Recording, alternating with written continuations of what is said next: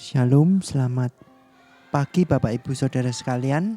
Pada pagi hari ini Senin 20 April 2026, sebelum kita membaca dan merenungkan firman Tuhan, mari kita awali dengan berdoa terlebih dahulu.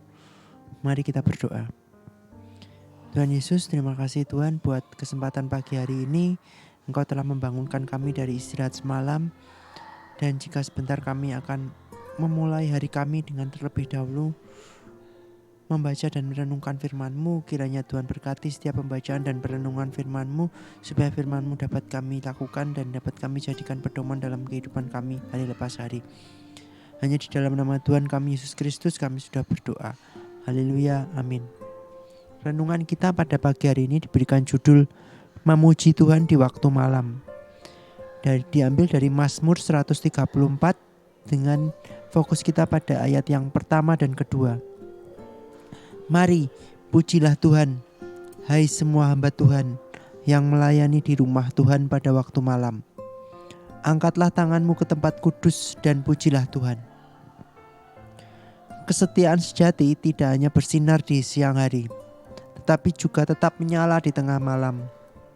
Memuji dan melayani Tuhan bukan hanya dilakukan pada siang hari, yaitu ketika segalanya dalam hidup berjalan lancar, nyaman, dan jelas arah yang akan kita tuju, melainkan juga pada saat gelap menyelimuti kehidupan kita, saat doa belum terjawab, saat merasa sendiri, dan ketika arah tujuan hidup tidak terlihat dengan jelas.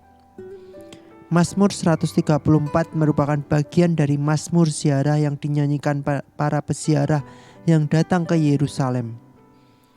Mazmur ini berisi seruan agar dalam perziarahan itu para imam dan hamba Tuhan terus memuji Tuhan, bahkan pada waktu malam. Waktu malam seringkali menjadi simbol rasa kesepian, keletihan dalam hidup, masa sulit dan penuh pergumulan, serta ketidakjelasan akan hari esok. Memuji Tuhan bukan hanya dilakukan ketika semuanya berjalan baik dan lancar, sebagaimana yang kita harapkan, tetapi juga ketika kehidupan terasa gelap. Kesetiaan memuji Tuhan di saat gelap menunjukkan pengharapan yang teguh dan tidak goyah kepadanya. Di tengah ziarah kehidupan, marilah kita belajar untuk tetap memuji Tuhan seperti ajakan pemazmur. Memuji Tuhan bukan hanya ketika terang bersinar, tetapi juga di tengah malam yang penuh kesunyian dan pergumulan. Dia adalah Allah yang mendengar dan akan menolong kita. Amin.